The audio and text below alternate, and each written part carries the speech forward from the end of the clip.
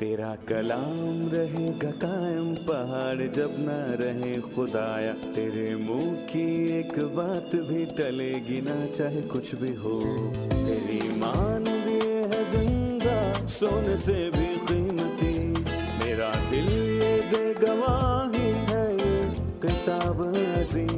नाज़िल करे अपना कलाम, शिकस्ता दिलों को सुकून मिले, तारीखी दूर हो मेरी राहें रोशन कर।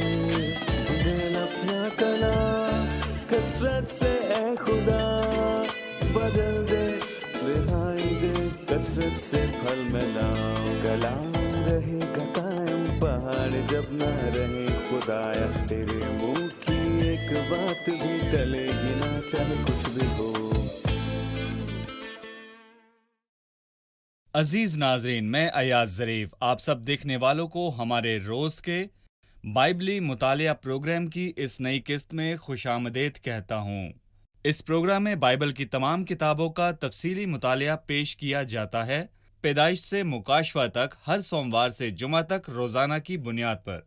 हम अपने मुताले में पैदाइश की किताब के 15वें बाब तक पहुँचे हैं, जो कि बाइबल की पहली किताब है। लेकिन प्रोग्राम शुरू करने से पहले मैं खुदा के खादिम और अपने भाई यूसुफ रियाज को खुशामदीद कहता हूँ। बहुत शुक्रिया भाई। साथ ही स्टूडियो में मौजूद मेहमानों को भी खुशामदीद। भाई यूसुफ, हम 15वें बाब तक पहुँचे हैं और मैं चाहूँगा कि आप आज के मजमून का इंतखाब करें। मैं अपने नाजरीन को ये याद दिलाना चाहूँगा कि ये बाब अब्राहम की जिंदगी के नए हिस्सों को पेश करता है, जिन्हें 3 हिस्सों में तकसीम किया गया है। ये 3 हिस्से उन अल्फाजों से जुदा किए गए हैं जो कि बाब 15 के शुरू में और फिर 22 बाब के शुरू में मौजूद हैं, जो कि दूसरे और तीसरे हिस्से के आगाज को पेश करते हैं। पहला हिस्सा बाब 11 की आखिरी आयत से शुरू होता है और 14वें बाब के इख्तिताम पर ख़त्म होता है और इस हिस्से का उन्वान बुलाहट और ईमान है। सही। दूसरा हिस्सा 15वें बाब से शुरू होता है और 21 के इख्तिताम पर जाता है और दूसरे हिस्से का उन्वान है वादा और उम्मीद। और तीसरा हिस्सा 22वें बाब के आगाज से शुरू होता है और हम यहाँ देखते हैं कि जिसका उन्वान है इम्तिहान और मोहब्बत। मतलब अब्राहम की जिंदगी को हम 3 हिस्सों में तकसीम कर सकते हैं, ईमान, उम्मीद और मोहब्बत। ठीक है, इसका मतलब है कि ये दूसरा हिस्सा है और वादा और उम्मीद के ताल्लुक से है। मैं यहाँ कुछ आयात पढ़ना चाहूंगा, फिर आपसे सवाल पूछूंगा। जरूर। इन बातों के बाद खुदावंद का कलाम रोया में अब्राहम पर जाहिर हुआ और उसने फरमाया, ए अब्राहम तू मत डर, मैं तेरी सिपर और तेरा बहुत बड़ा अजर हूँ। अब्राहम ने कहा, ए खुदावंद खुदा, तू मुझे क्या देगा, क्योंकि मैं तो बे औलाद जाता हूँ और मेरे घर का मुख्तार दमिश्की अलीजर है। फिर अब्राहम ने कहा, देख तूने मुझे कोई औलाद नहीं दी और देख मेरा खानाजाद मेरा वारिस होगा। तब खुदावंद का कलाम उस पर नाजिल हुआ और उसने फरमाया, ये तेरा वारिस ना होगा, बल्कि जो तेरे सुलभ से पैदा होगा वही तेरा वारिस होगा। और वो उसको बाहर ले गया और कहा कि अब आसमान की तरफ निगाह कर और अगर तू सितारों को गिन सकता है तो गिन, और उससे कहा कि तेरी औलाद ऐसी होगी। और वो खुदावंद पर ईमान लाया और उसने उसके हक में रास्तबाज शुमार किया। हर आयत का एक एक लफ्ज हमारी तवज्जो के लायक है। आपने बताया कि ये बाब अब्राहम की जिंदगी के दूसरे हिस्से का आगाज है, जो कि वादे और उम्मीद के ताल्लुक से है। यहाँ ऐसा लगता है कि अब्राहम को कुछ खौफ था, तो खुदावंद ने उसकी रहनुमाई कैसे की, इसके बारे में बताइए। जैसा कि हमने देखा कि खुदा ऐन वक्त पर अपनी मदद फराहम करता है। इससे पहले कि सदूम का बादशाह अब्राहम को मिलने आता, खुदा ने पहले मिलके सिदक की सूरत में जाहिर होकर रिहाई दी, जो कि मैं और रोटी लाया, और अब्राहम को ये कहकर बरकत दी कि खुदा ताला जो आसमान और जमीन का मालिक है, अब्राहम मुबारक हो। सदूम के बादशाह से मुलाकात के दौरान अब्राहम ने बहुत बड़े बड़े सबक सीखे हैं। यहाँ हम देखते हैं सदूम के बादशाह के साथ फतह के बावजूद अब्राहम अपने दुश्मनों की तरफ से क्या एक और सख्त जंग के दहाने पर नहीं था जो उसे दरपेश थी। वो बादशाहों से खौफजदा था और अब्राहम को इस बात का सबसे ज्यादा खौफ था कि वो फिर मेरे खिलाफ इत्तेहाद करेंगे और अपनी शिकस्त का मुझसे भरपूर बदला लेंगे। जंग इतनी जल्दी खत्म नहीं होती। सही। इसलिए खुदावंद यहाँ अब्राहम को बता रहा है कि तुम मत डर। ये कितने खूबसूरत और शानदार अल्फाज हैं जो अब्राहम के लिए नहायत अहम थे। ابراہم مرد ایمان اور ایمانداروں کا باپ ہے۔ در حقیقت اس باپ کی 6 آیت میں اور پوری بائبل مقدس میں اس لفظ کا ذکر ہوا ہے۔ صحیح۔ تو ابراہم کی کافی حوصلہ افزائی کی گئی۔ بالکل، بے شک وہ مرد ایمان ہے، لیکن پھر بھی وہ خوف زدہ ہے۔ کون کہتا ہے کہ مرد خدا کو خوف نہیں ہوتا؟ ابراہم کو ان لفظوں کی بہت ضرورت تھی کہ مت ڈر۔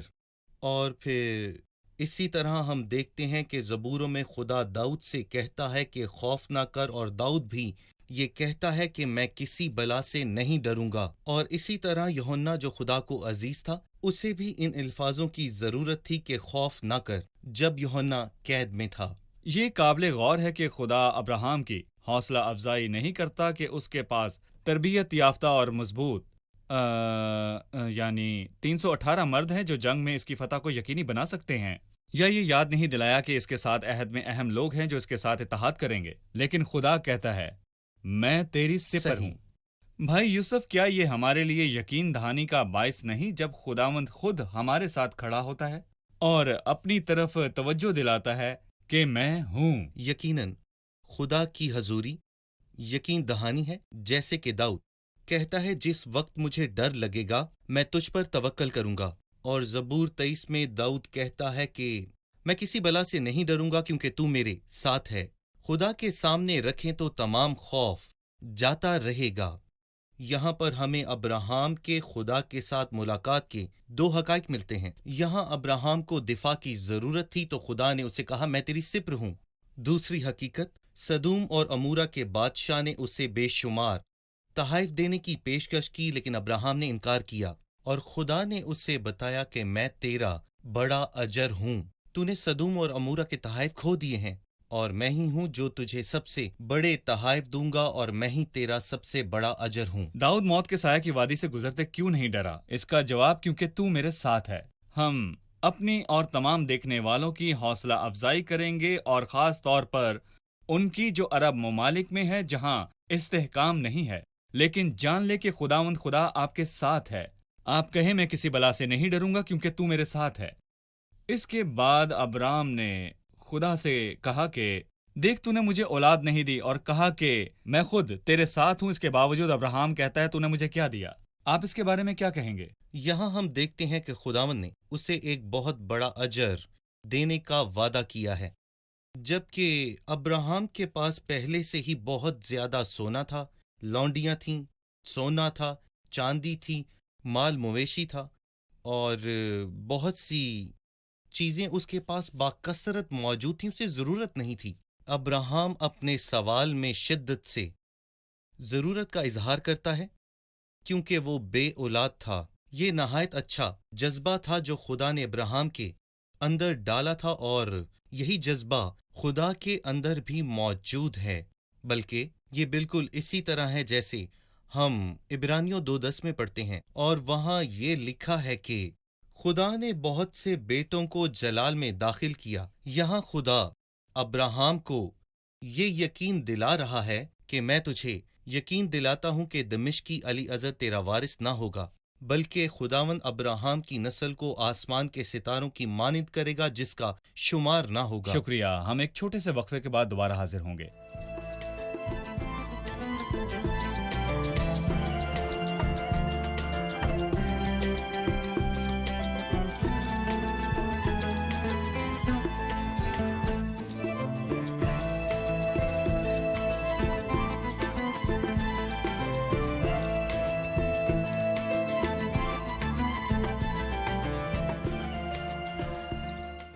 پانچویں آیت میں وہ کہتا ہے اور وہ اس کو باہر لے گیا اور کہا کہ اب آسمان کی طرف نگاہ کر، اور اگر ستاروں کو گن سکتا ہے تو گن، اور اس سے کہا تیری اولاد ایسی ہوگی، اور وہ خداوند پر ایمان لایا اور اس نے اس کے حق میں راست بازی شمار کیا۔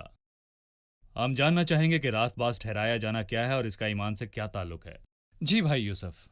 یہاں پر 2 چیزیں خاص ہیں۔ پہلی بات یہ کہ یہ آیت اپنی اہمیت کی بدولت نئے عہد نامے میں 3 مرتبہ دہرائی گئی ہے۔ رومیوں کے 4 باب میں، گلاطیوں کے 3 باب میں، یعقوب کے 2 باب میں اس کا ذکر ہے۔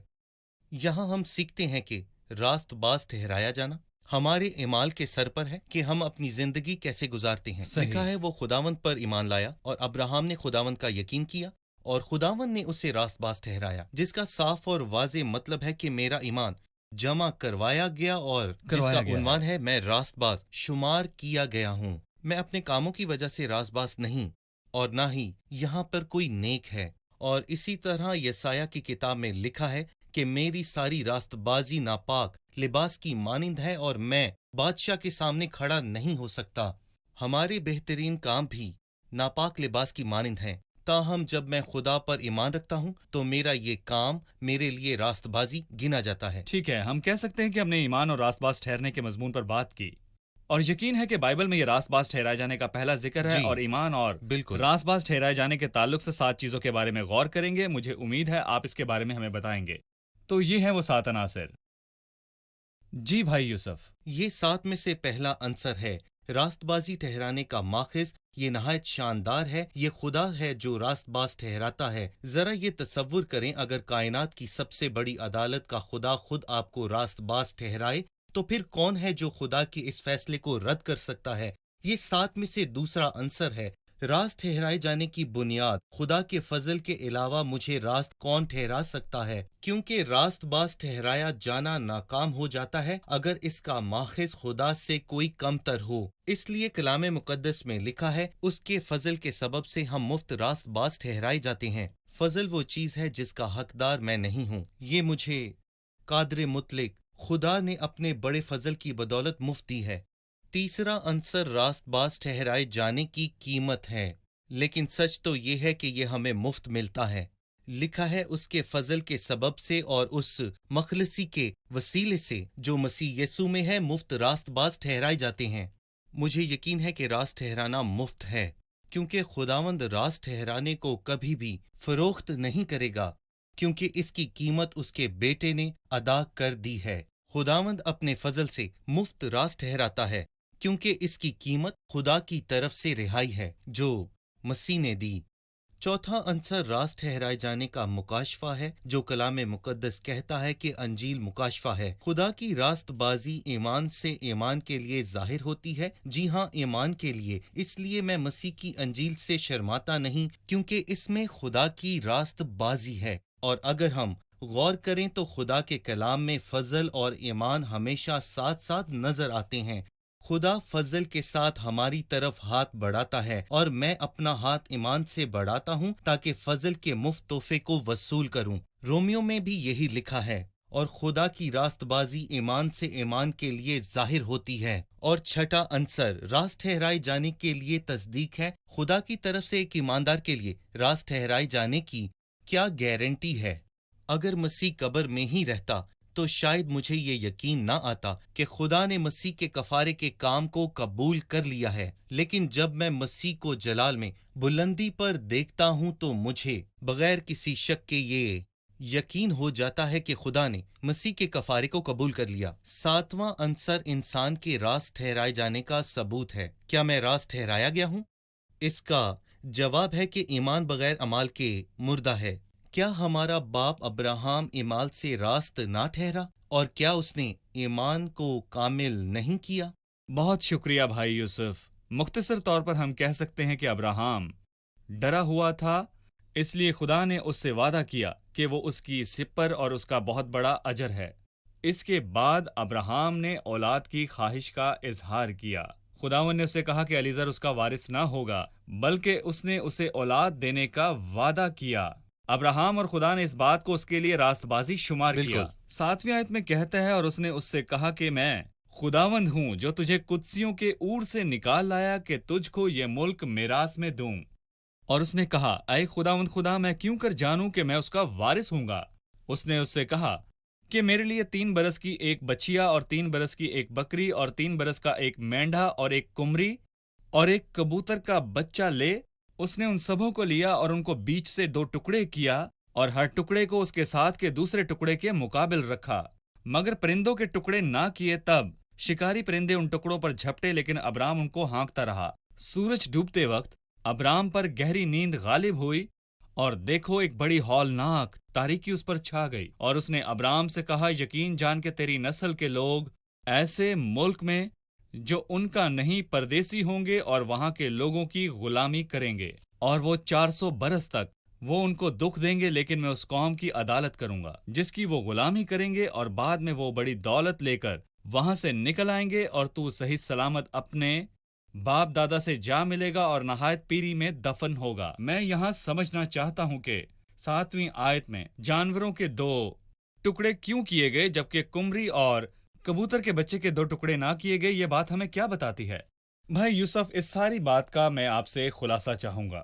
ہم دیکھتے ہیں کہ ابراہام کے دل میں کچھ آرزویں تھیں کہ خدا اسے اولاد دے، اور یہ بات خدا نے خود اس کے دل میں ڈالی تھی، بلکہ جیسا اس نے آدم کے دل میں بیوی کا خیال ڈالا، بالکل اسی طرح ابراہام کے بھی دل میں اولاد کے لیے اس نے یہ بات ڈالی تھی۔ یعنی ابراہام کا پہلا سوال بھی خدا سے اولاد کے تعلق سے ہی تھا۔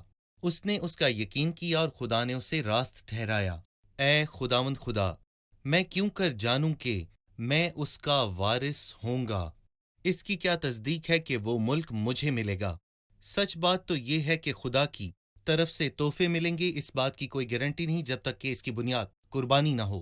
اس لیے خدا نے اسے 5 مختلف قسم کے جانور لانے کو کہا، 3 برس کی ایک بچیا، 3 برس کی ایک بکری اور 3 برس کا ایک مینڈھا، اور 2 قسم کے پرندے، ایک کمری اور ایک کبوتر کا بچہ۔ اس کا مطلب ہے کہ 5 قسم کے جانور تھے۔ اس لیے ابراہم نے قربانی کے تمام جانوروں کو تیار کیا اور ان کو بیچ میں سے 2 ٹکڑے کیا، اور ہر ٹکڑے کو ان کے آمنے سامنے رکھا، لیکن اس نے پرندوں کے 2 ٹکڑے نہ کیے کیونکہ یہ مسیح کو پیش کرتے ہیں، اور جس کی گہرائی کو ہم کبھی بھی جان نہیں سکتے، اور جس کے تعلق سے لکھا ہے کہ باپ کے سوا بیٹے کو کوئی نہیں جان سکتا۔ اور اس زمانے میں لوگ جانوروں کے 2 ٹکڑوں کے درمیان میں سے عہد کے طور پر گزرتے تھے۔ ہم معاہدہ کرنے یا عہد باندھنے کو سمجھ سکتے ہیں، لیکن اس کے لیے جو لفظ عبرانی میں استعمال ہوا ہے اس کا مطلب ہے کاٹ دینا۔ مگر میں یہاں یہ کہنا چاہوں گا کہ ہمارے علم کے مطابق یہ پہلا واقعہ تھا جس میں خدا نے اس طرح سے عہد باندھا، جس میں جانوروں کو بیچ سے 2 ٹکڑے کیا جاتا اور دونوں فریقین اس کے درمیان میں سے گزرتے، اور اس طریقے کے عہد کا یہ مطلب تھا کہ اگر دونوں فریقین اس عہد پر قائم نہ رہیں تو ان دونوں فریقین کو بیچ میں سے جانوروں کی طرح کاٹ دیا جائے۔ اور میرا یقین ہے کہ اس قسم کا عہد ہمیں یرمیہ کی نبوت کی یاد دلاتا ہے جو 34ویں باب میں ہے۔ 18ویں آیت میں لکھا ہے، میں ان آدمیوں کو جنہوں نے مجھ سے عہد شکنی کی اور اس عہد کی باتوں کو جو انہوں نے میرے حضور باندھا ہے پوری نہیں کی، اور جب بچھڑے کو 2 ٹکڑے کیا اور وہ دونوں ٹکڑوں کے درمیان سے ہو کر گزرے، جیسا کہ ہم نے پڑھا ہے کہ جانوروں کو 2 ٹکڑے کرنے کا عہد باندھا گیا، اور وہ دونوں فریقین اس میں سے ہو کر گزرتے تھے، اور وہ ایک دوسرے سے عہد کرتے ہیں کہ ہم اس عہد کو پورا کریں گے، اور اگر ہم اس میں ناکام ہوئے تو ہمارا بھی حال ان جانوروں کی طرح ہی ہوگا۔ بہت شکریہ، ہم ایک چھوٹے سے وقفے کے بعد دوبارہ حاضر ہوں گے۔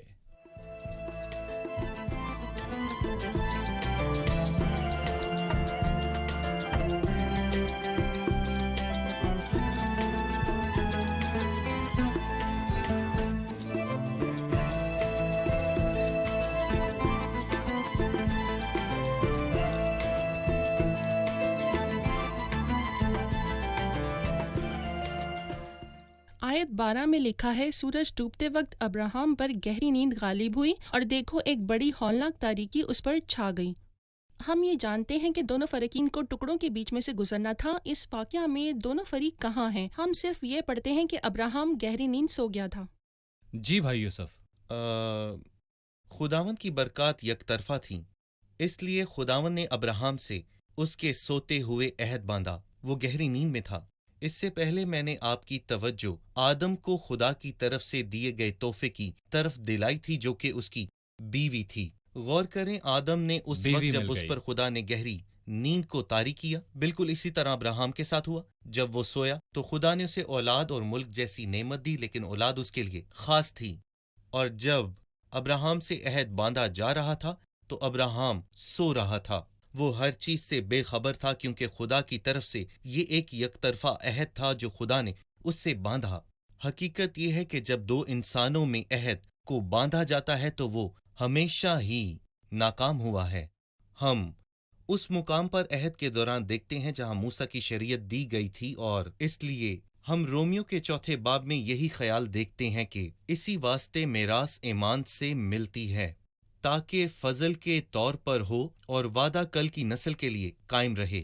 اگر ایمان نہیں تو اس کا مطلب یہ ہے کہ یہ وعدہ فضل کی بدولت نہیں، اس طرح وعدے کی یقین دہانی بھی نہیں ہے۔ اس لیے یہ وعدہ ایمان سے حاصل کیا گیا ہے، جو بات خدا نے کہی ہمارا ایمان اس پر ہے، جس کے نتیجے میں خدا کی بخشش اس کے فضل کے بدولت ہے، اور ہمارا اسے وصول کرنے میں ہمارا کوئی کردار نہیں ہے۔ اس کا مطلب ہے کہ اگر ابراہام اس عہد میں دوسرا فریق ہوتا تو یہ عہد انسانی کمزوری کے باعث ناکام ہو جاتا، لیکن ہم اس گہری نیند کی یہ تفسیر کر سکتے ہیں کہ خدا کہہ رہا ہے کہ میں ہی دونوں فریقین یعنی پہلے اور دوسرے فریق کا کردار نبھاؤں گا، یعنی جب وہ کسی عہد میں ایک فریق بن جائے۔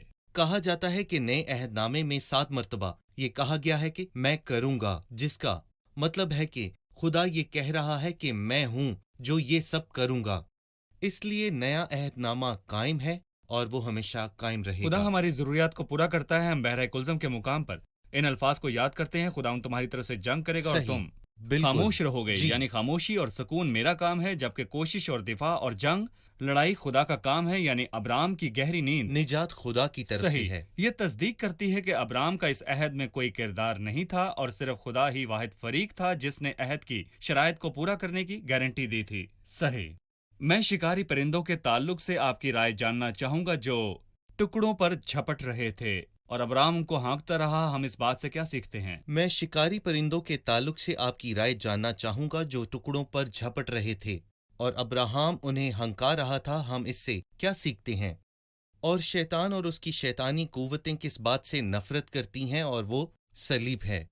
اگر 5 جانور مسیح کی صلیب کی طرف اشارہ ہے تو مسیح کی صلیب عہد کی بنیاد ہے۔ اس عہد کی بنیاد ہے، اور اس میں کوئی شک نہیں کہ شیطان خدا کی صلیب سے بہت نفرت کرتا ہے، اور اسے ایسا کرنا بھی چاہیے۔ اس کی وجہ ہے کیونکہ خداوند ہمارے خدا نے اسے صلیب پر بہت بری طرح شکست دی ہے، اس نے ان کا تماشا بنایا۔ اس لیے شیطان خدا کی صلیب سے نفرت کرتا ہے، اور اسی لیے خداوند یسوع مسیح فاتح ہے اور شیطان ہمیشہ ہی شکست خوردہ رہا ہے۔ صحیح، یعنی شیطان مسیح کو بطور استاد یا نبی کے طور پر قبول کرتا ہے، اچھا نبی ہے، لیکن وہ مسیح کے تعلق سے 2 تصورات کو رد کرتا اور مخالفت کرتا ہے کہ وہ خدا ہے اور صلیب پر مر گیا۔ ٹھیک کہا؟ جی۔ ابراہام کی اولاد جب وہ مصر جائیں گے اور کچھ عرصے تک غلامی میں رہیں گے اور پھر خداوند انہیں مصر سے نکال لائے گا، بھائی یوسف اس کے بارے میں آپ کیا کہیں گے؟ میں یہ کہوں گا اس پیشن گوئی کی تفصیل پوری ہوئی اور بائبل کی تمام پیشن گوئیاں سچ ہیں۔ یہاں ہم دیکھتے ہیں کہ پیشن گوئیوں کی مندرجہ ذیل تفصیلات ہیں، جس میں ابراہام کی اولاد کا ذکر ہے کہ وہ کہاں قیام کرے گی اور اس کے ساتھ کیسا سلوک ہوگا، اور پھر اس پردیسی ملک میں رہنے کے نتیجے کا ذکر واضح ہے، اور پھر چوتھی نسل کا ذکر ہے جو بڑی دولت لے کر وہاں سے نکلیں گے۔ اور خروج کے 12ویں باب میں ہمیں یہ پتا چلتا ہے کہ یہ پیشن گوئی ٹھیک ہے اور اپنے صحیح وقت پر پوری ہوئی، یعنی 430 سال کے بعد ٹھیک اسی دن اور ٹھیک اسی روز خداوند کا لشکر ملک مصر سے نکل گیا۔ خلاصہ یہ ہے کہ اس پیشن گوئی کا تعلق ابراہام کی نسل سے تھا۔ وہ ملک انہیں میراث میں ملے گا، لیکن اس تک پہنچنے سے پہلے وہ دکھوں میں سے گزریں گے۔ در حقیقت یہ بائبل مقدس کی تعلیمات ہیں شروع سے لے کے آخر تک، اور یہ بھی سچ ہے کہ جلال ہمارا منتظر ہے، لیکن اس تک پہنچنے سے پہلے ہمیں دکھوں سے ہو کر گزرنا ہوگا۔ ان دکھوں کو ہم پیدائش کے 15ویں باب میں پڑھ سکتے ہیں۔ اور اندھیرا چھا گیا تو ایک تندور جس میں سے دھواں اٹھتا تھا، یہ دھواں ہمیں ابراہام کی اولاد کی مشقت کی یاد دلاتا ہے جب وہ مصر کی غلامی میں تھے اور ان پر سختی تھی، اور لکھا ہے کہ ایک مشعل جو ان ٹکڑوں کے درمیان میں سے ہو کر گزرتی تھی، یہی خدا کا عہد تھا۔ بھائی یوسف آپ کا بہت شکریہ۔ 15ویں باب کا مواد بہت گہرا ہے، اس کے لیے کئی اقساط درکار ہیں، مگر ہم چاہیں گے کہ ناظرین اس کا مطالعہ کریں، بلکہ پوری بائبل مقدس کا۔ اب ہمارے پروگرام کا وقت ختم ہوا چاہتا ہے، مہمانوں سے اس کی رائے جانتے ہیں۔ آپ نے آج کیا سیکھا؟ ہم نے یہ سیکھا ہے کہ راست بازی وہ نہیں جو میں نے کچھ کیا، بلکہ یہ میرے لیے مفت شمار کی گئی۔ ہم نے یہ بھی سیکھا کہ ہمارے تمام کام ناپاک لباس کی طرح ہیں، یہ اس قابل نہیں کہ ہم ان کے ساتھ خدا کے حضور جا سکیں۔ ٹھیک ہے، مسیح کی صلیبی موت ہی واحد گارنٹی ہے کہ خدائے عظیم نے اپنے وعدوں کو پورا کر دیا۔ ٹھیک ہے، ہم بیابان میں بھیڑوں کے چھوٹے گلے کی مانند تھے اور ہمیں ضرورت تھی کہ خداوند کی آواز کو سنیں۔ اے چھوٹے گلے نہ ڈر۔ ہمارے لیے یہ حوصلہ کن بات ہے کہ ہمارا چرواہا کوئی عام چرواہا نہیں بلکہ خدائے عظیم یسوع مسیح ہے۔ شکریہ، خدا آپ کو برکت دے۔ بھائی یوسف، خدا آپ کا بھی برکت دے۔ شکریہ۔ عزیزوں، میں آپ کی حوصلہ افزائی کے لیے خدا کے یہ سچے اور وفادار الفاظ کہوں گا جو اس نے اپنے بندے سے کہے، اور وہ یہ ہیں: اے ابرام تو مت ڈر، میں تیری سپر ہوں، میں ہی تیرا دفاع کرنے والا ہوں، میں ہی تیرا ہتھیار ہوں، کسی اور چیز پر نہیں بلکہ مجھ پر انحصار کر، میں ہی تیری سپر ہوں اور تیرا بہت بڑا اجر ہوں۔ اور اسی وفادار خدا نے ابرام کو اس کی اولاد کی منزل کے تعلق سے بتایا جب وہ پردیسی ملک میں گئے۔ اس نے ان کے دکھوں کی پیشن گوئی کی کہ وہ ان میں سے گزریں گے اور سالوں تک غلامی میں رہیں گے۔ اس نے ان کے دکھوں اور غلامی سے رہائی کی پیش گوئی کی کہ وہ بڑی دولت لے کر نکلیں گے۔ میں آپ کی حوصلہ افزائی کرتا ہوں کہ دکھوں کا وقت کم ہے۔ اگر آپ دکھ میں ہیں تو جان لیں کہ خداوند کی آنکھیں آپ کو دیکھ رہی ہیں، کوئی چیز اس سے پوشیدہ نہیں۔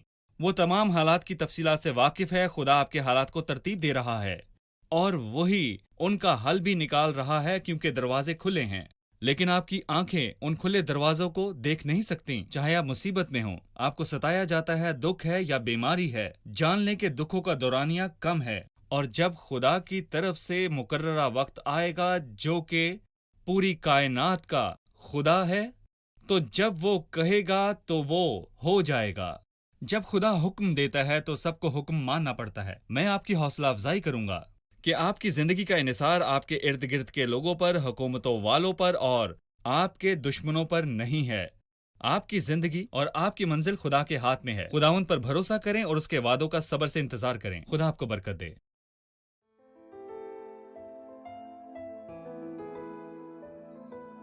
تیرا کلام رہے گا قائم، پہاڑ جب نہ رہے خدایا، تیرے منہ کی ایک بات بھی ٹلے گی نہ، چاہے کچھ بھی ہو۔ تیری مان دیے ہے زندہ، سونے سے بھی قیمتی، میرا دل یہ دے گواہی ہے، یہ کتاب عظیم نازل کرے اپنا کلام، شکستہ دلوں کو سکون ملے، تاریکی دور ہو میری راہیں روشن کر، دل اپنا کلام کثرت سے اے خدا بدل دے، رہائی دے کثرت سے پھل ملاؤ۔ کلام رہے گا قائم، پہاڑ جب نہ رہے خدایا، تیرے منہ کی ایک بات بھی ٹلے گی نہ، چاہے کچھ بھی ہو۔